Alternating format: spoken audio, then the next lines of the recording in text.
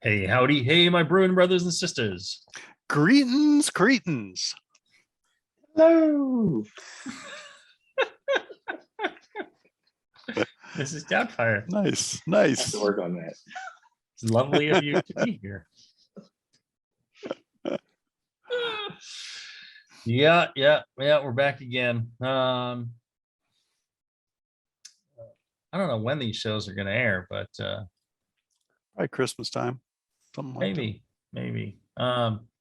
You got travel plans? You going to come up this way for Christmas, John? that. I don't know. Probably New Year's time, I expect. My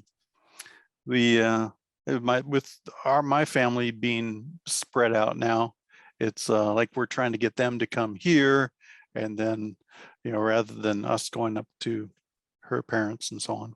Right. So it's funny how that kind of shifts all of a sudden. Now we're getting to be the ones that are at home. There you go. You're the old people. Yeah. How about you, Travis? You got any travel plans this year?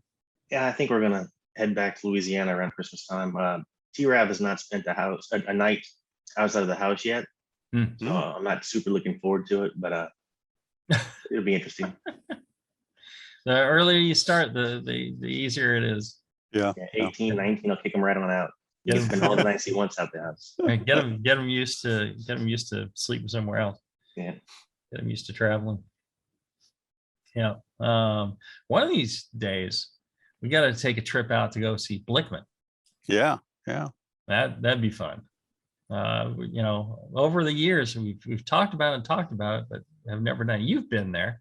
Yeah, I've brewed there a couple times, and we were going to do it this past year, 2020, but of course, plans changed. Right.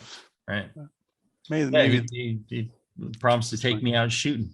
Yeah. And the question was, could I shoot better than his daughter? Right. I was like, well, we'll see. I was thinking, I bring my daughter. We'll see whose daughter can shoot better. There we go. Right. There you go. It'd be fun to go see him. Because I imagine it's very much like kind of Willy Wonka's chocolate factory. Oh yeah. But for brewing. And so there's all sorts of things, going on, and I'd probably want to steal something, and that would end up in tragedy. Yeah. Blickman's minions aren't as cute as the Oompa Loompas.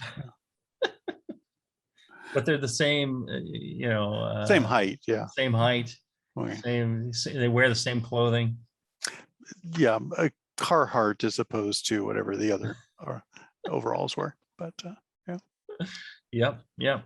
That is exactly how I picture it in my head. And I'm looking forward to it because, they make amazing stuff, Blickman Engineering. They do. Always creating, always innovating, always doing new stuff. And I tell you, if you get a chance, check it out. Check out at least their website, or when you go to your local homebrew shop, ask them about Blickman Engineering and what kind of stuff they have. It's all really well made, from the more utilitarian anvil series to the the higher end bells and whistles, the Blickman product series. Yep. And then all the way up to the Pro series, if you're to open a small brewery, or you really drink a lot of beer and want to put one of those in your garage. Right. They have that too. They can serve all your brewing needs. And if they can't do what you need to do, then they'll honestly tell you that they can't do it. And they're good, honest, hardworking folks. So if you get a chance, send them an email, feedback@blickmanengineering.com. Tell John Blickman how much you appreciate that he pays for the show, so you don't have to. Because the least you could do. Speaking of the least we could do, right? Here's a question from April 21st of 2015. We got right on this one. It is from Jason in Sweden. He's asking, how do breweries adjust mash pH? Hello, guys. How do larger breweries adjust mash pH consistently throughout the mash? At home, it's a simple matter of adding the acid of choice and giving it a stir, but I can imagine that giving the mash a quick stir isn't so easy with a huge mash tun. I guess it will also take longer for the results to take effect. Cheers, Jason. Good question. How do you do it?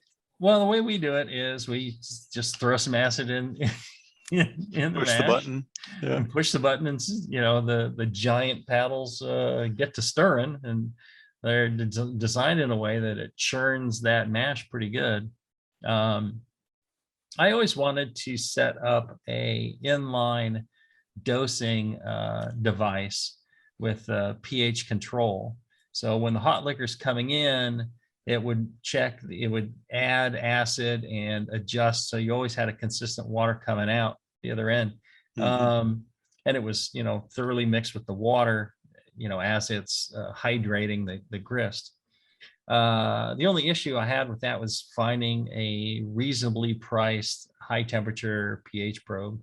All the rest of it is very common, easy stuff, but the probe that could handle, 170 degree water, those aren't cheap. Right. So we never did that. So we just throw it in and mix it up.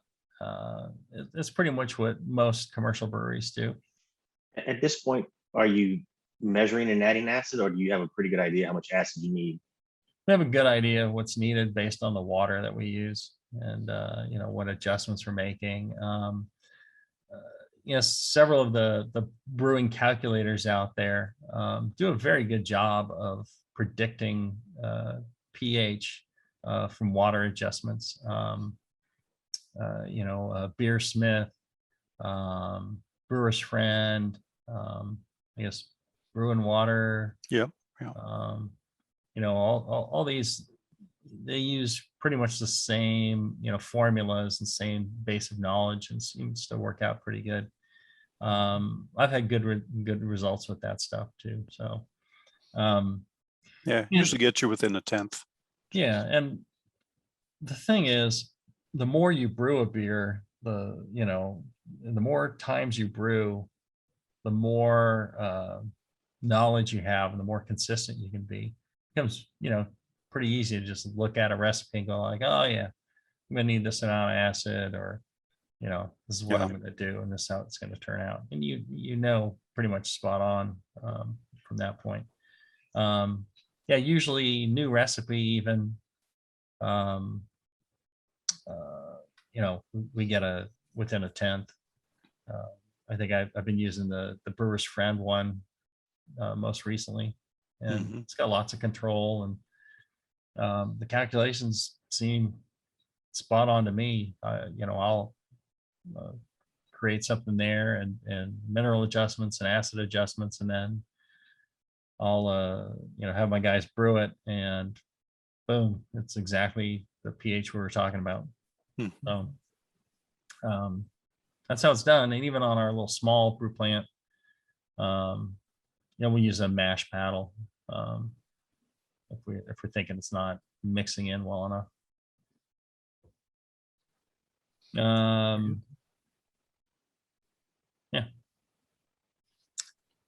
Let's see. Yeah, and if we were doing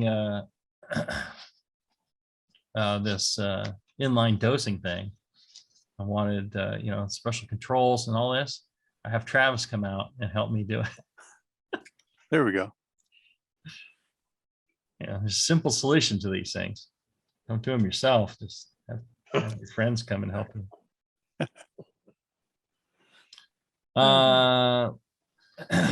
Question from the chat. Matthew asks about, he wants to transfer from brew in a bag with propane to electric. He says, I don't have room for a 3-vessel system, and I've heard about problems with burnt wort and rims. I know of electric BIAB, but I'm not sure if I want to try something new. With your experience and all the equipment you've used, what type of system would you recommend for 5 to 10 gallon electric systems? He goes on to say, he's got limited amounts of time, space, and so on. But it's a good question, going from brew in a bag, propane to electric. Mhm. A lot of people do that. I've done that myself. I had a 3-tier propane fired rim system, worked very well. And I've pretty much moved exclusively to electric in the last few years, both with the Blickman Brew Easy system. I have the 5-gallon version of that, and then the Anvil Foundry 2.5 gallon setup, and that's electric as well. Mhm. That one, 2.5 gallons, or which is essentially a 5-gallon vessel, Mhm. but it brews a 2.5 gallon batch net. You can use just regular 110 current voltage with that. Mhm. For the Blickman Brew Easy with the 5-gallon batch size, that one uses the 220. Mhm. And that 220 will boil 5-10 gallons pretty quickly. It has the power to do that. Mhm. But yeah, I think all-in-one systems, whether you're talking about the Breezy, which a little more expensive, versus the Grainfather and Foundries and so on, very easy to use, programmable. You kind of push the button and you can walk away and get a beer if you want. Mhm. They work quite well, and they're easy to clean up. There you go. Now, Travis, you've used some of these as well, right? Yeah, I actually I went from propane on a 10-gallon batch size to the Anvil Foundry with 10.5. Oh, Mhm. nice. Gives you the 5 gallons. And there are tons of guys that use bags in there. It comes with a great basket. Doesn't need the brew in a bag, and there's baskets that go in the basket if you want. But there are there's a ton of guys on Facebook all talking about how they put their brew in a bag right in their Anvil Foundry 10s. Yeah, and I guess it makes for a clearer wort than you would get without the brew in a bag. A little more volume on the grain too. Okay. It goes edge to edge versus the basket got some space around it. Oh, I see. And why the switch to electric off of propane? Just For the myself, hassle of filling propane, or why not go to natural gas? when I downsized, so I brew less beer but not less often, Mm-hmm.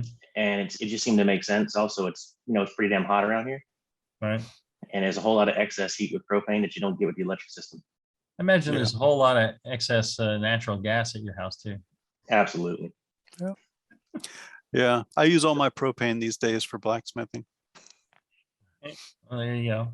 And so you mentioned, putting a bag in instead of the basket. There's no danger of, are the elements exposed, or they're sequestered away somewhere where they won't touch the They're bag? underneath a flat plate, so Mhm. they're sequestered, I should say. Okay. Yeah. So And when then, John's thinking about it, though, a little false bottom he could make, mhm. that would be pretty cool. But and some of the guys do that, but most of the guys put it right on the bottom. Hmm. And I mean, And it's what's the grain limit on that for, you're making a 5-gallon batch? How many pounds of grain can you put into that? Blickman advertises 16 pounds with the basket, Mhm. and John and Blickman's base design. These guys are probably going 20-21 pounds. Wow, that's a lot. Yeah. Yeah, It's a good size for 5-gallon batch. It really is. yeah, Mhm. you can hit 1085, I think, Mhm. with You can make anything with that. max Yeah. capacity. Yeah. Mhm. Oh, very nice. Yeah, I gotta try some of these things. It's been so long since I've homebrewed. Come on out. Yeah. Yeah, I gotta, when I get to travel, I'm looking for, visiting some friends, and then also doing some international, and visit some international friends too. Nice. Yeah. Yeah, we were supposed to go to Texas for the homebrewers conference that was going to be in Nashville. And we had this whole thing where Travis and Peter Simons and I, and was it James who was going to drive? He was going to drive us the whole way, and we had stops at breweries planned out. We were going to take multiple days. We were going to go through. We were going to go through Memphis. We were going to go. We had a whole great trip planned, and then the whole pandemic came, shut everything down, canceled the conference. That was quite disappointing. Yep, but it sounds like a good time. All those trips, all the stops. Yeah. So we still need to do that. I'm still looking forward to it. I think even Neil Spake was thinking of coming with us, wasn't he? I can't remember if he committed or not. I think he couldn't, but he was certainly interested. And then I was like, okay, well, the next year it's going to be San Diego. Okay, we'll fly out to Texas. We'll drive to San Diego. Nope, that one got canceled too. So, what are you going to do? Where's it supposed to be next year? I've forgotten already. Philly or something? Philadelphia. Yeah, that's it. All right. Yeah. Well, maybe I'll make it to Philly. Or it was Pittsburgh. Pittsburgh. Yeah. Ah. Yeah. I was thinking, it's Pittsburgh this time. See, Pittsburgh, they Pennsylvania. really need to do the Homebrewers Conference when it's football season, because then I go to Pittsburgh, I can see a game, Okay. coordinate it out so I could, work on my challenge of seeing a game at every NFL stadium. All right, let's see here. Pretty sure I took one break already. The check mark next to my. Sure. Did I? Yeah. Okay. Yeah. Well, let's say I did.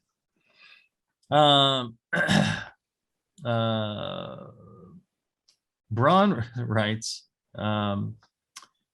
yet another thanks. I'm sure you get a million of these messages, but I'm going to add to the pile anyway. I just want to say thank you for the recent stainless steel show. It answered several questions that I had over the years on why sometimes stainless behaved as expected and why sometimes it didn't. Just a bit more evidence on why this little podcast has made so much difference to an ever increasing number of us. Jamil and Palmer simply rocked it, even though Palmer sounded like he was using the old tin can on a string method to get on the air. Cheers, Braun. Wow, that's interesting. I didn't know that. My audio. Yeah, well, it was 6 years ago, so. Oh, okay. Always nice to hear a few positive words. Yes. Yeah. Wait, is that the era when John sounded like he was in the bathroom?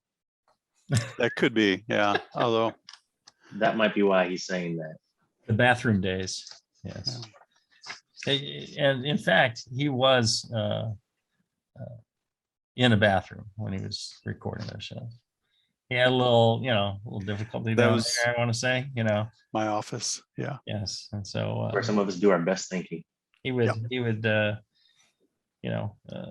podcast from the throne down there. Had to turn the shower off because it was interfering, but yeah. Right.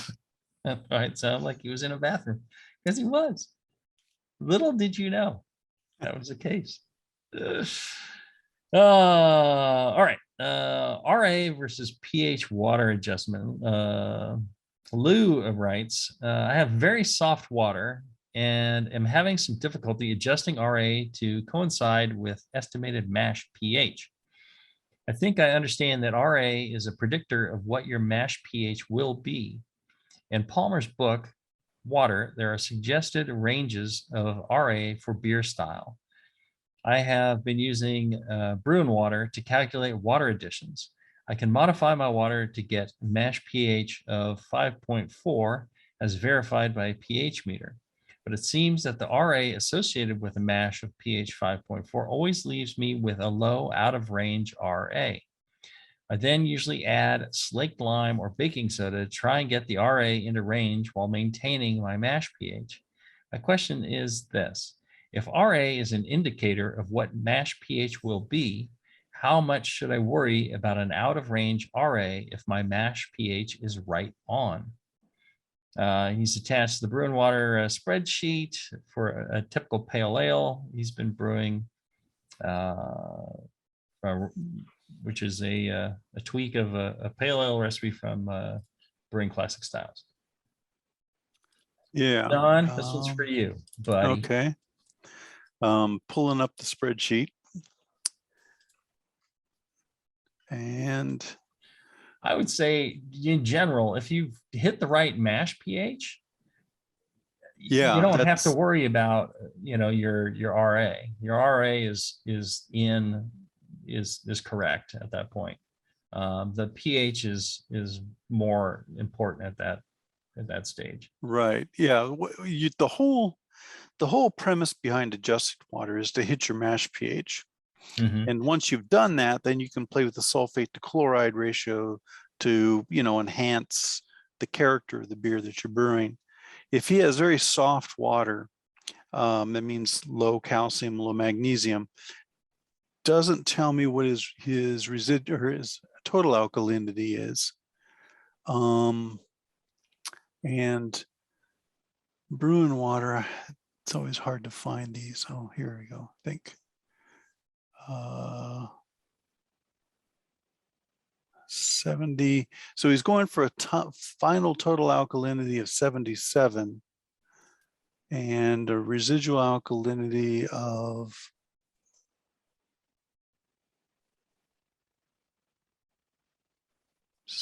minus 27 because he's brewing a pale ale.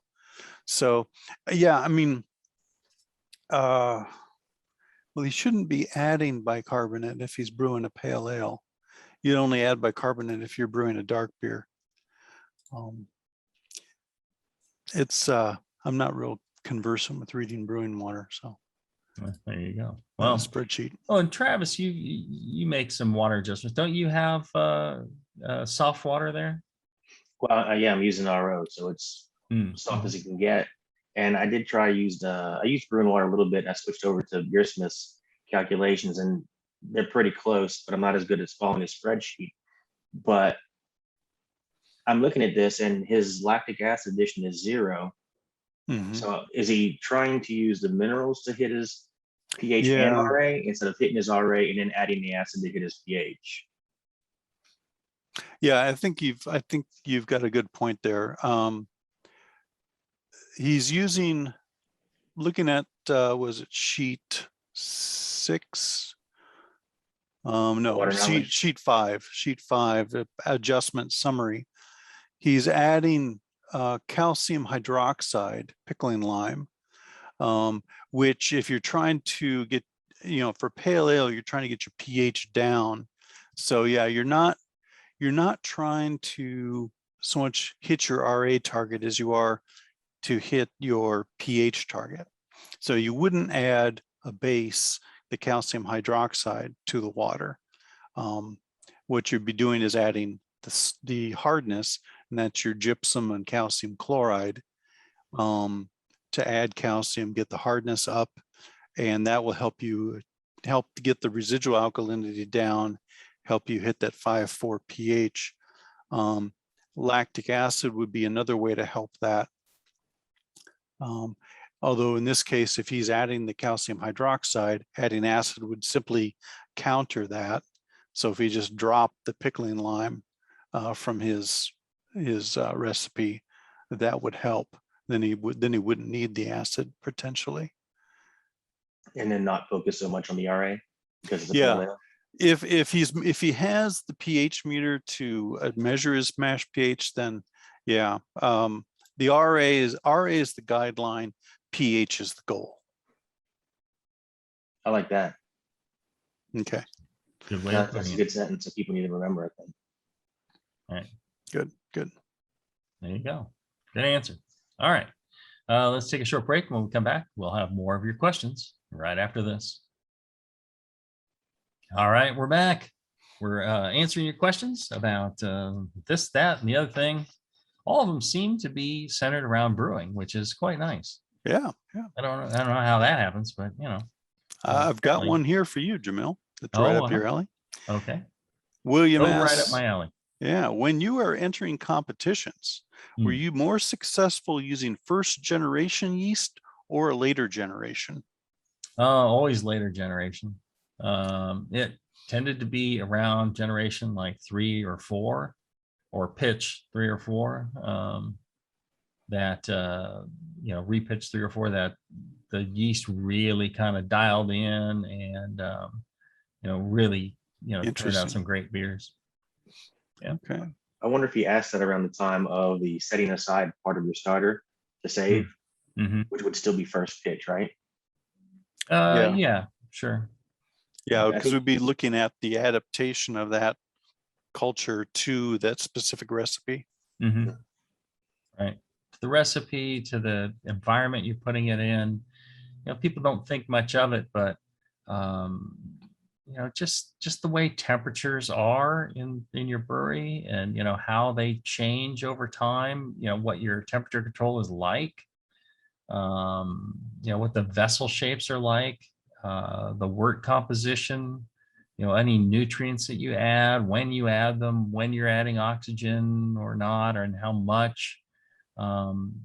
Every little subtle thing actually makes a difference in the environment of yeast. It'd be like, people don't really think much about it, but imagine if you're in your house and all of a sudden it gets really hot, and then it gets really cold, and then it gets really hot and really cold. Or if there's small gentle changes that occur over a longer period of time, how does that affect you?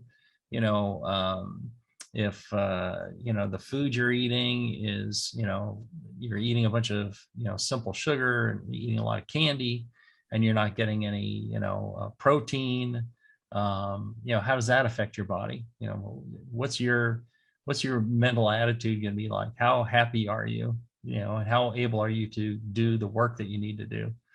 We need to think of yeast more like that the environment that you put them in, and the material you give them to work with, and the food and the nutrients you give them to work with, determine how successful they will be in accomplishing the job you want them to do. And if you don't provide them that right environment, they'll suffer, and they'll do a less spectacular job for you. And all those little changes over time, they get used to it. The ones that don't like that environment, they quit your company, they quit your job, and they leave, right? And they flock out, they fall to the bottom, or they die, or whatever. Yeah. But the ones that like the way that you run your business, they'll continue to work hard, and they're there for you. And so you start kind of training the yeast to, thrive in the environment you're providing. It's different than when they grew the yeast. It's different than, even a starter or something like that. There's these slight differences that they kind of adapt to. And, after a few repitches, it gets really dialed in. I think it tends to be the best, at least in my experience it was. Good. That sums it up pretty well, I think. All right. We've got a yeast pitching rate question. From Daniel. He writes, Dear Jamil and John, I will dispense with the usual fawning, as I know you enjoy brief questions. I don't know. I like some fawning too. I mean, if you keep the question brief, but still lay on some fawning. I'm just saying.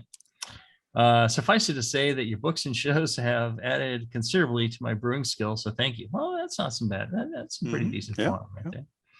My question: in brewing beers such as Belgian Golden Strong and other high gravity styles with lots of simple sugar adjuncts, you often recommend adding sugar a little at a time after primary fermentation begins to slow, to avoid the yeast adapting out of the maltase enzyme.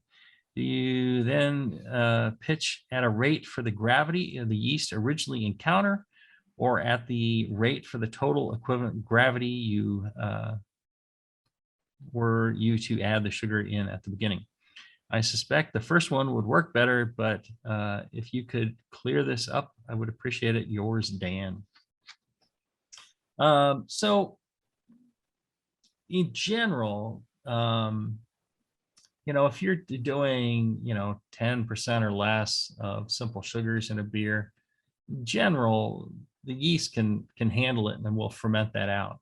when you start getting up like 30-40%, you're trying to do something really high, you will need to, meter that in. The issue becomes if there's a very high level of simple sugar in the wort. When you start, the yeast may just process that simple sugar and not really consume all the maltose. So you end up with a overly sweet beer that does not finish out. If you are going to dose in more sugar later on, you can kind of go either way. You have to kind of figure out, what exactly your addition is. You can generally, I prefer to pitch on the higher side. I tend to pitch for the total amount of sugars that's going in. What would be the high gravity when you're starting? Yeah, there's a limit to that too. But generally you do that because it isn't going to negatively impact the beer to pitch higher. It's very difficult to over pitch a beer. It's easy to under pitch. So I would pitch the greater amount. You'll still get a lot of growth. You'll still get, a lot of the flavor development that comes from the growth of the yeast as well. When we did a 16.5% beer just using Cal Ale yeast. And, you dose with sugar. So you ferment out your maltose first, and then you start dosing with sugar on a regular basis. Once a day, a couple times a day, you give a shot of the simple sugar and some fermentation aids like the my memory Fermaid. One of those. A little tiny bit of Fermaid in there, along with the simple sugar, and you give it a shot of that on a regular basis, and you can drive beers up to considerable ABV, and if you manage it right, they turn out pretty smooth and pretty easy drinking. Pretty surprising. But even then, we'll pitch for the bigger beer, but if I was doing something and really pushing it far, I may not actually pitch for the biggest one. If you're doing something really insanely huge, like 25%, I'm not sure I would add all that yeast at the very beginning. But I'd be very particular about the nutrition that I was giving the yeast so that they were able to maintain their health to not die. Yeah, exactly. Yeah, that's I've heard the same opinion from other brewers, when brewing strong beers, to pitch based on the total gravity of the beer, not just the initial gravity.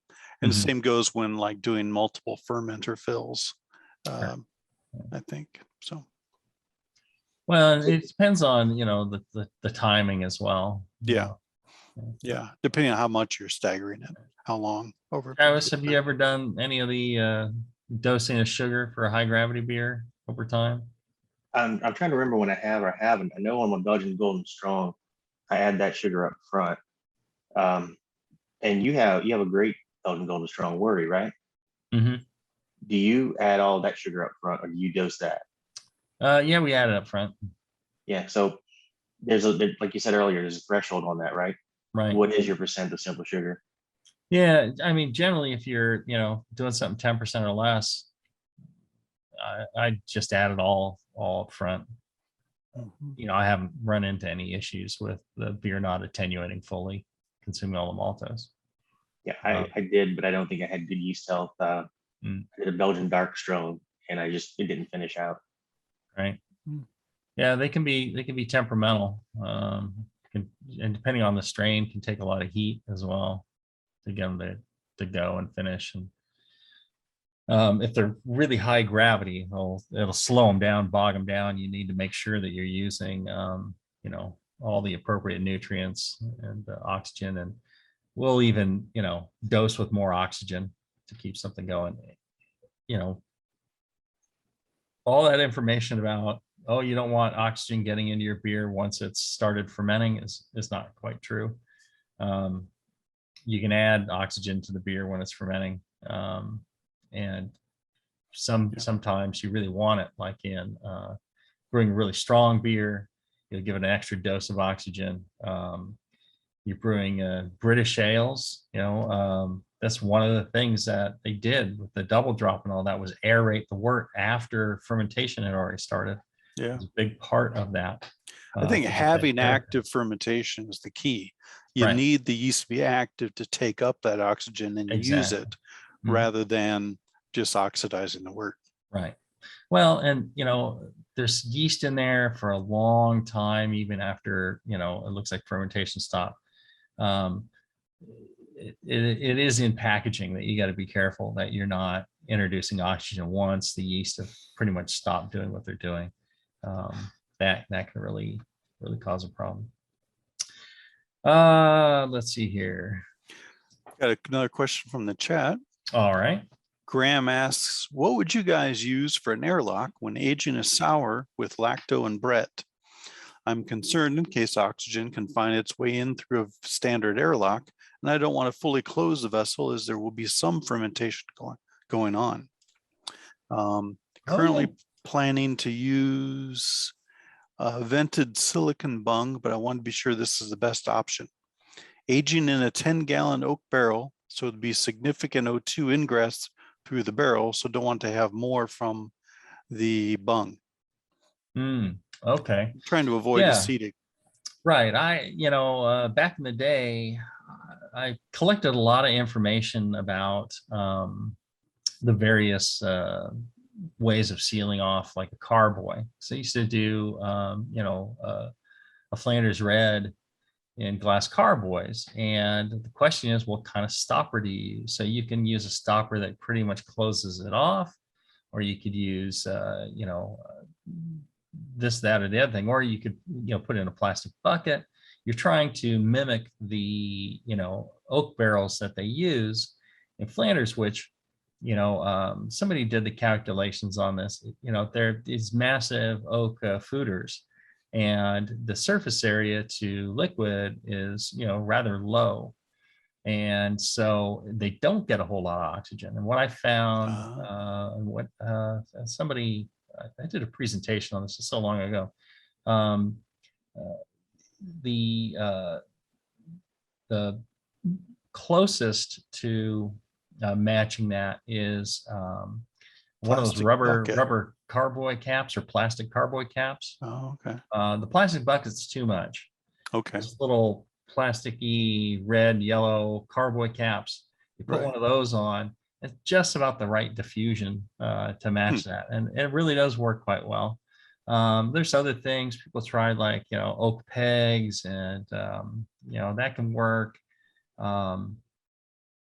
But the carboy cap was the best one. Now, if you're already in a barrel, I'm assuming it's not that he's not using these massive foeders. It depends on what he's making. So there's quite a bit of surface area already, especially small 10 barrels. gallons. Yeah. There's a lot of air that goes in because there's a huge amount of surface area for a small amount of liquid. So you're gonna have to kind of keep an eye on it. You can put whatever bung on there you want. Vented silicone is fine. Keeps it from popping off. But what you may need to do is check that and see how it's progressing. And it may get to a point where it's gone a little bit far. At that point, I would take it out of the barrel and continue aging it in stainless with no oxygen present. And let the rest of the process go without introducing more oxygen. And that seems to help quite a bit. Yeah, that's how I've done a couple of my sours, is just adding the bacteria and then sealing them up in a corny keg, because I knew they weren't going to exceed that pressure. Right. You'd be surprised at how much pressure it can build. Yeah, we do a beer called Taffel Bully that Matt's Daily. That was his recipe. It was the first beer we ever brewed at Heretic. Yeah. And what we do on that is we will add Brett, and it never gets oxygenated when we add the Brett. It ends up sealed in stainless all the time because stainless aging, and there's always a little bit of oxygen that gets through, but really it develops a great character that's different than if you age it in wood or something with a lot more oxygen. So the amount of oxygen that it gets is always people asked me in the past if you could just like crack open the corny keg and introduce some oxygen on a regular basis. And I imagine you could. I'm not sure what that rate would be. Right. But you could probably hook up something, to a metering pump of some kind to the, the dip tube and blow in a bubble of air, once a day or whatever it would be. And, it may have a great effect. I don't know. I've never done it, but thought about it. Donnie was asking, hey guys, when brewing a Berliner Weiss, a 15-minute boil is usually standard, even in brewing classic styles, I find book. Can you explain how DMS is avoided? Maybe I'm just confused about how DMS is formed. Love the show, the literature, and all of the help you have provided over the years. Thanks, Donnie. What do you guys say? So DMS for a Berliner Weiss wheat malt as opposed to barley malt. How much wheat? Is it 100%, 50-50? A lot of times it's 50-50. But I was thinking that, John. Yeah. I don't know. I don't know that wheat malt doesn't have SMM. So not that it wouldn't have DMS. Right. I don't know. It depends on the malting. So you can have paler malts that are, low in SMM and not an issue. Yeah. I mean, I've always wondered about this myself as well. And, it could be possible that, something else in the process, the bacteria or, other things you add could be, consuming SMM or DMS that's left over after the beer is boiled. Yeah, I don't know. That's something Brett might eat up. Huh? Is that something Brett might eat up? Possibly. I mean, you'd be surprised at what yeast can consume. They're quite active. There's bacteria that will consume all sorts of compounds. Maybe the lacto would just absorb the sulfur. Yeah, our lab guy, he worked on bacteria for his PhD, bacteria for consuming harmful chemicals and breaking them down at Superfund sites. So I mean, anything's possible. But if you're concerned about it, you go ahead and boil for 60 minutes. You're really not going to hurt anything. Yeah, that's true. People used to worry about color development and boiling. They're like, well, I don't want to boil and have it turn out darker. The only reason it looked darker to you is because it lost volume. And so what color is there becomes concentrated, and that's what makes it look darker. If you add back water, it turns back to the same color as it was before. I mean, there's very little color development from boiling. That's just one of the things that's been in the literature, that you're developing color in boiling. It's like, not really. Interesting. Chris Colby, he has a video somewhere of him, he boils it, and then, waters it back to the same volume and color's the same. Yeah. I'm like, that's absolutely, I can imagine maybe you're getting some tiny bit of color development, but it's really not much. So, feel free to boil your Berliner Weiss for 60 minutes. I don't think that's an issue, or 90. Get rid of any SMM if you're using, especially a Pilsner malt that's, a really light colored malt that tends to have a lot of SMM. Again, it depends on how it was malted. Some of them do, some of them don't. Color's a pretty good indicator, but not 100%. And then, like John's saying, we got to look up and find out if wheat malt has less SMM. Interesting question. I know where I'd check for that. It just, maybe it's not in there. Yeah. I don't think it's in there. Yeah. Or I may have written it down and forgot. Who knows? Right. Or you could go to the MBAA website and do a little search there. Yeah. All right. Had a follow-up question for you, Jamil. Yeah. Graham asks, he says it's a Flanders that he's planning, and there's currently red wine aging in that barrel. How often would you test it, bearing in mind every test introduces more O2? Also, would you keep topping up the barrel as it evaporates like you do with wine? So he puts the beer in there. Right. Does he top it up for Flanders? So,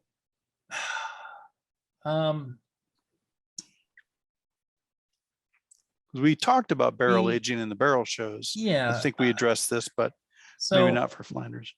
It depends on the beer and what you're doing in the environment. A lot of folks, myself included, stopped topping up. We'll do like one top up. So Vinny does the same thing. He'll top up once and then that's it, and just leaves it for the rest of the time. If you're in an environment where you're getting a lot of evaporation, where you're really losing a lot of liquid from the barrel, I would recommend topping up, for sure. If you get very little evaporation, I wouldn't bother with it at all. When you open it up, you're exposing it to more oxygen, but it's really, if the surface area is small, it's really not any more than you're already getting with your barrel. I mean, just don't slosh it and splash it. That's worse.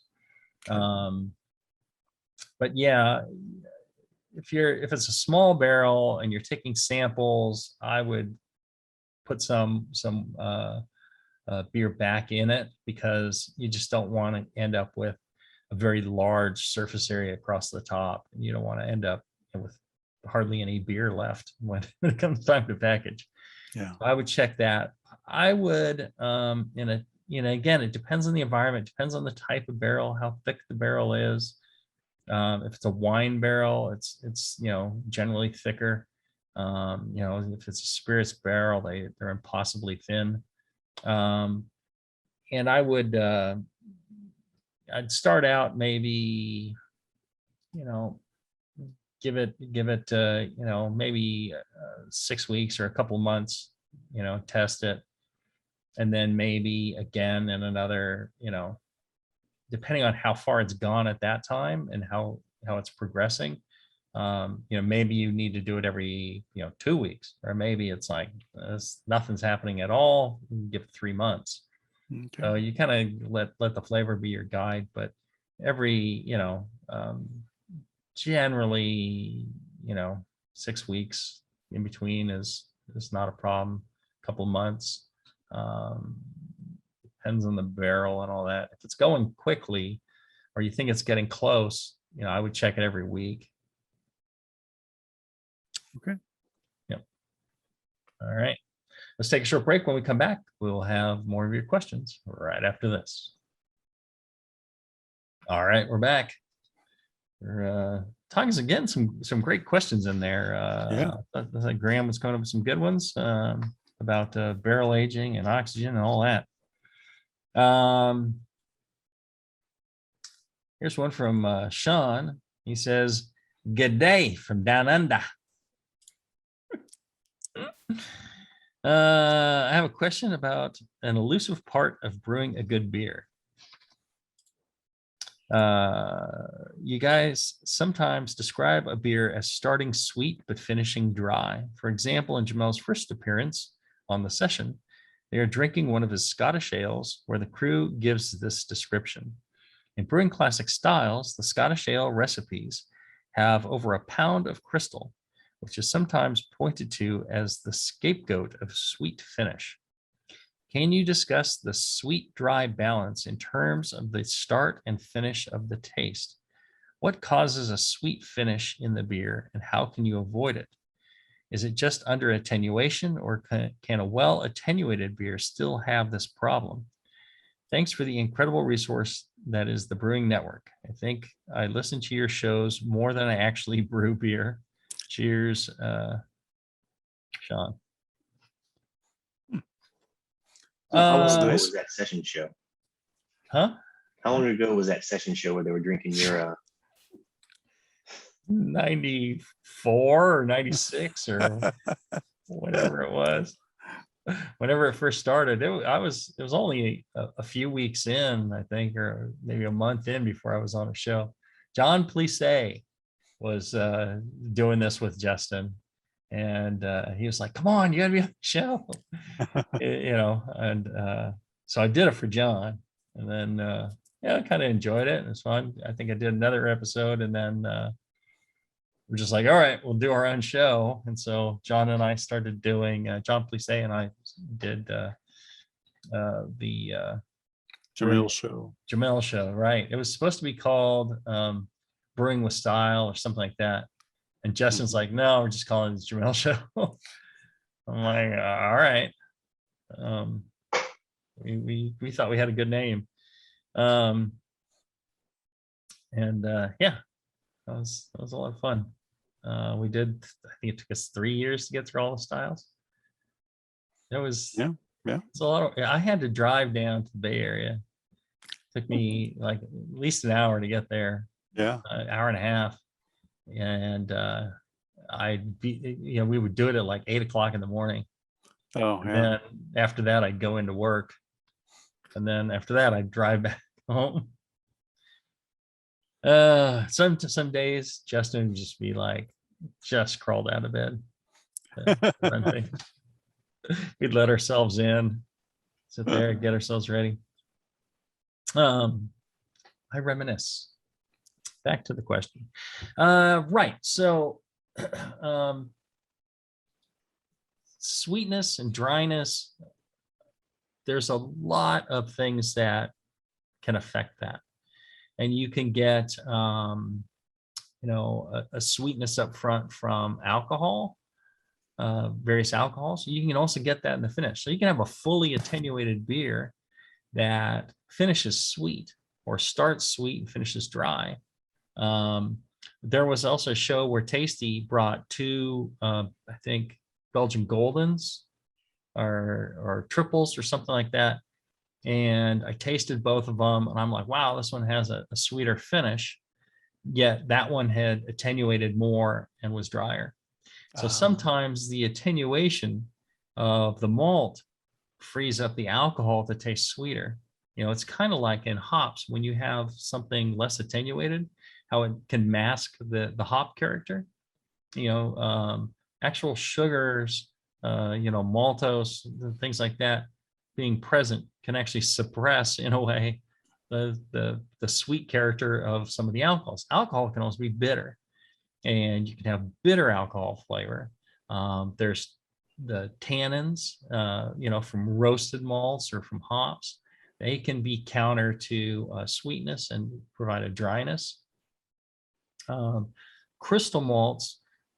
The interesting thing about a lot of these crystal malts is, and we talked about this a couple of shows ago, I think, John, you mentioned Crystal 60, right? And the staling factor of Crystal 60. So it depends on what crystal you use, and also depends on these crystal malts. They are fermentable, not totally fermentable, but they have a fermentable bit to them. And if you get that fermented out as well, yes, you can have that caramel note or that crystal note without it being overly sweet or too sweet. So, it's all about the balance that you hit.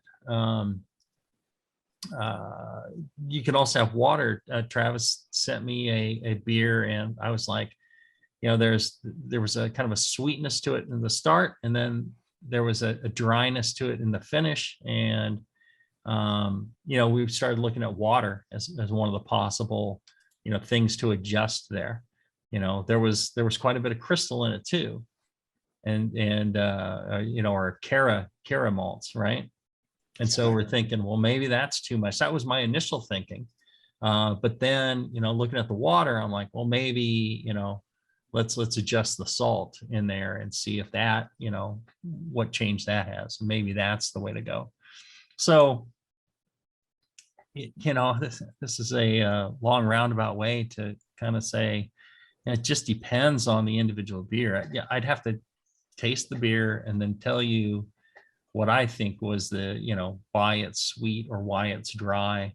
But you have a lot of controls to adjust a beer sweetness, dryness. And it is the malts, sure. It's the yeasts as well. It's pitching rates. It's fermentation temperature. It's the nutrients that are present. All those will affect tremendously the sweetness of a finish of a beer. Whether it's sweet up front or dry, or same thing on the end. So that's huge. And then it's those ingredients as well. And you have the ingredients you can adjust for sweetness, but also the tannins, roast, things like that will contribute to a balancing kind of dryness. So those are the kind of controls you have. You guys got anything else to add to that one? I just think the bitterness units to gravity units is a good way to kind of gauge that. For Scottish ale, you're in that 1/2 ratio. Half the bitterness of total gravity points. That's about where the balance of those beers are, and maybe a little higher. Maybe if you've got as a proportionally more crystal malt in your Scottish recipe, then you'd kick up the bittering addition of your hops, another 5-10 IBUs maybe, just to get that balance back. So you don't necessarily have more hop flavor in a Scottish ale, but you would have balancing bitterness to balance that sweetness from the malt. Yeah, I used to include all that in like when I did BYO articles, when I did the style profile column for 8+ years.